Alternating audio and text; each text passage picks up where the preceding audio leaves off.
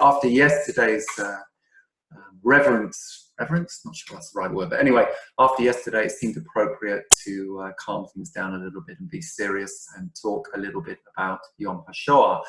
I'm not, by any stretch of the imagination, any kind of expert in the Holocaust. So I went with the theme of these talks, which is to link what I'm talking about into Israel, and talk about Kibbutz Buchenwald. And you'll find out what exactly Kibbutz Buchenwald was, or in fact is, because it sounds a strange kind of contradiction. But in September the 20th, 1948, Lawrence Ladder, who was a freelance journalist, I apologize, I don't know where this was published, but he wrote the following article. And he said he came to Israel when it was just Israel. It was just a newly declared state. And he wrote this: across the hillside of Be'er Yaakov, Fred Diamant drove his tractor, cutting deep furrows in the hard earth. The Palestine sun had burnt his skin almost as dark as the earth. But it could not hide the 39927 tattooed on his arm.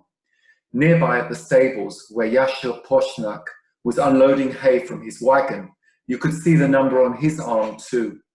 And in the kitchen on the top of the hill, the arm that stirred the soup had its number. In the vineyards, the orange groves, and the barns, the arms that picked grapes, pumped the water, and milked the cows all had their numbers. For these people were survivors of Germany's concentration camps. Here on this hill, they were building an agricultural cooperative known in Israel as a kibbutz. They were building a dream that started 10 years before, and they called it Kibbutz Buchenwald. For Fred Diamant, the dream started one day in 1939 when the Gestapo came to his house. He was 15 then. Until he was 21, all he knew was the barbed wire of Oranienburg, Auschwitz, and Buchenwald.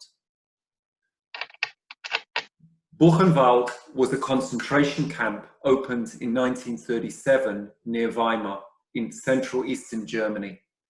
Insufficient food, poor conditions and executions led to the death of 56,000 prisoners out of 280,000 inmates that passed through Buchenwald and its 139 subcamps. My father-in-law, Pinchas Kurnitz, was a prisoner at Buchenwald. And for this evening, I've asked Daniela, my wife, who's also a madricha at Yad Vashem, to read some testimony from her father, which attests to the terrible things that went on in Buchenwald concentration camp. Daniela. My father, my hero, Pinchas Shmuel Kurnitz, was born on the 15th of March, 1927. He was just 12 years old when the Germans invaded Poland on the 1st of September, 1939. My dear father passed away just over 2 years ago. I now have the merit to tell you some of his story in his own words. January 1945. Czestochowa ammunition factory. The Russians started their offensive again on the 2nd of January. They were in Czestochowa within a day or two, but in the meantime, the Germans had evacuated the Czestochowa junker. Once again, my uncles and I were in the last group. Surrounded by the Gestapo, we marched to the railway station. As we walked, we saw a lot of people running away, shouting, "The Russians are coming! They're very close!" We came to a river. Suddenly we heard a shot. All the guards disappeared for a minute or two, leaving us standing there in shock. If only there had been another shot, we might have run away too. But before we could come to our senses, the guards were back again.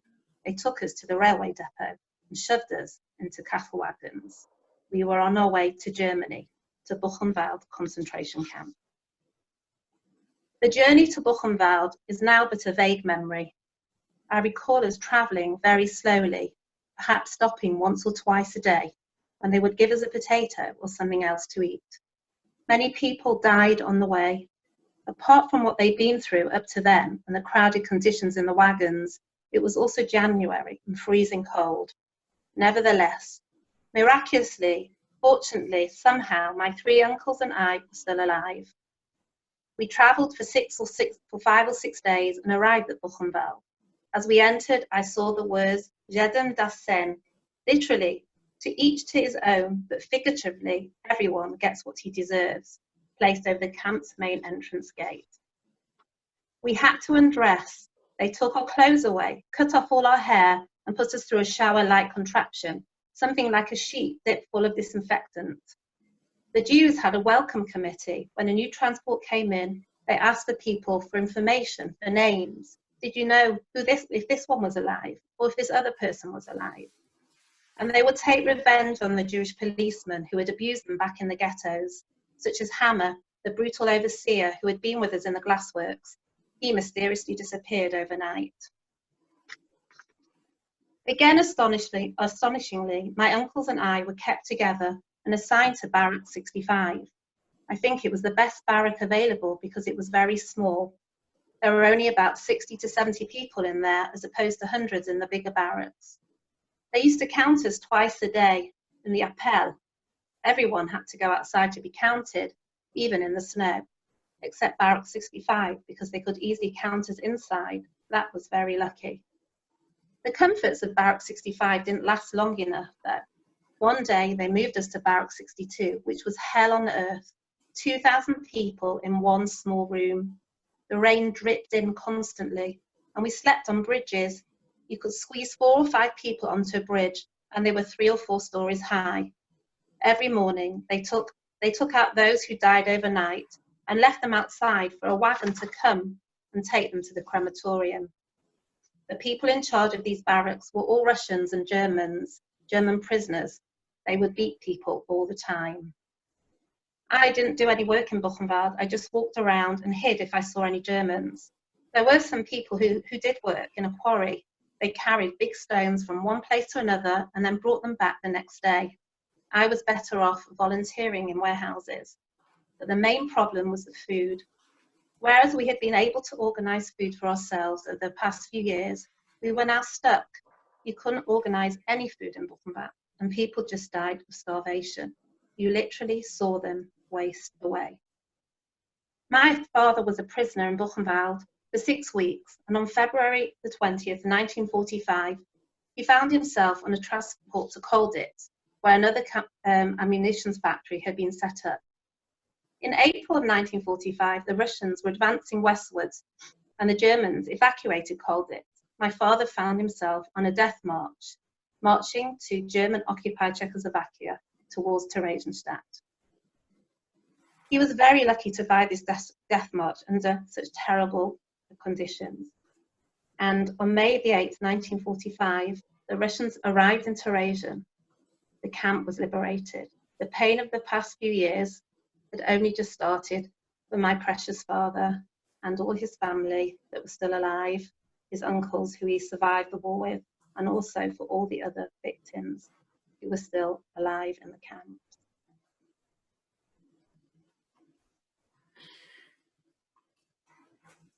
On the 7th of April, 1945, there was also a death march from Buchenwald, and 30,000 prisoners were marched away from the advancing American troops. The rest of the inmates that were in Buchenwald from the 7th of April to the 11th of April were basically left to starve. There was no food and no water. But on the 11th of April, 1945, the Americans arrived. The Third Army marched into Buchenwald, led by General Patton, and witnessed the terrible scenes that you see below. On the right, you see the very well-known picture of Rev. Meir Lau, who as a young boy, he hid with Polish prisoners and survived the horrors of Buchenwald, later to become the chief rabbi of the State of Israel. In Dierman's recollection that was given to Lawrence Lieber, he describes the following. Liberation. An American commander took over the camp. Immediately, there was set up an international camp committee. People now grouped themselves according to their nationality. And there was a representative of each group on this committee. There were a few Jews, it is true, but not as Jews. They represented the countries of their birth. The entire committee was drawn from former underground organization, and its Jewish members who were men who had been leaders in the struggle for freedom. Now, gradually after liberation, the inmates of Buchenwald, who weren't, by the way, were not just Jews, began to live again, to come to themselves. Once apathetic and hopeless, they now nearly went mad with joy. Freedom, freedom, we lived to see it. Their faces were ablaze. They began to think, to talk about going home to their countries, to father, mother, wife, and child. And the Jews, well, the Jews suddenly faced themselves. Where now? Where to?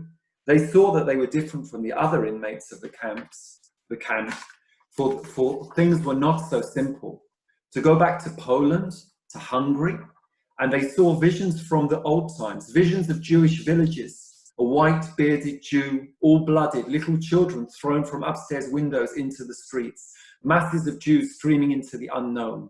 And now streets empty of Jews, towns empty of Jews, a world without Jews. To wander in those lands, lonely and homeless, always with the tragedy before one's eyes, and to meet again a former Gentile neighbor who would open his eyes wide and smile, remarking with double meaning, "What, Yankel, you're still alive?" June the 3rd, 1945, here we are, the first few comrades, sitting on a truck that is taking us away from Buchenwald. Finally, the Buchenwald chapter is ended. We are leaving the place which was such a horror to us even after liberation. We are leaving behind us the long, purposeless days of these last months, the endless questioning to Poland, France, America, Palestine. The concrete road takes us away from the barracks, the watchtowers, the SS quarters. On this straight road, which turns neither right nor left, we head for our new life. We are all determined to follow this road to a place of our own, a Jewish settlement where we can put our energies into something that will belong only to us, a place where we will be able to develop ourselves culturally, politically, a place where we can live for the future. This road must take us to Palestine. Goodbye, Buchenwald. Goodbye to that old, miserable life that we endured throughout the war and before the war. Goodbye, Buchenwald. And it was to Kibbutz Buchenwald that the 20 original members that left Buchenwald and went to in June 45. Here you see some of the members of the inmates that came out of Buchenwald. And originally the kibbutz was founded in Eggendorf, Germany, which was close to where Buchenwald was located near Weimar. And you can see the first dilapidated, it was originally a German farm. It was given to these survivors of Buchenwald, and you can see they actually wrote on the dilapidated farm building, Kibbutz Buchenwald and the Star of David. In August 1945, the kibbutz, which was joined by other inmates from other concentration camps, moved away from the original site. They moved to Geringsdorf and into the American sector and out of the Russian sector. And in late 1945, the first group of 60 members left Kibbutz Buchenwald in Germany for future lives in Palestine. You see on the right, you see some young girls that were inmates in Buchenwald. The soldier that with them is Captain Robert Marcus, who was a Jewish chaplain in the Third Army, and he was the one who actually arranged for the first 60 members to receive certificates from the British and that would enable them eventually to come to Palestine. The way that they got to Palestine is also a story. They went first of all to Bergen-Belsen. Then they spent a few months in Antwerp, and finally they were taken by lorry to the French port of Marseille. They were dressed in ex-German uniforms, and they were actually stoned on the way by French nationals who thought that they were German POWs. They finally boarded a ship in Marseille. the usual, they were not given permission to leave, but they slipped away, and they were intercepted by the British off the coast of Palestine. Eventually, they were allowed to enter Palestine, where they were detained by the British in Atlit, only for a period of a week or so before they were released. And the kibbutz stayed together. Initially, they trained at Afikim, one of the kibbutzim in the Jezreel Valley, in 1946. And in 1948, before the War of Independence broke out, they were allocated by the Jewish Agency land near Be'er Yaakov, which is located between Ramla and Rishon LeZion. They had to wait for the war. There was fighting around Ramla, and it was only until the final stages of the war in the autumn of 1948 that they finally received their land and were able to till the land. In 1950, the kibbutz decided to jettison the connotations of the name Buchenwald and to adopt the name Nezer Sereni after Enzo Sereni, who was one of the, who was originally in Italian, but was parachuted by the Haganah with Hannah Senesh into Nazi-occupied Europe during the war. Kibbutz still exists to this day. It has a population of 823 people. And you can see a picture on the right-hand side of the communal building of the kibbutz. Finally, I'll leave you. This again was said by Fred Dearman in 1948. And he said it was only the dream of the kibbutz that kept us alive through the torment of the concentration camps. And he further said, he said, for years behind barbed wire, this was only a dream. Now we must make it come true. We must show that we still have a will to live and work at our own future, not only for ourselves, but as a symbol for the rest of the Jews of Europe who are still waiting to reach Palestine.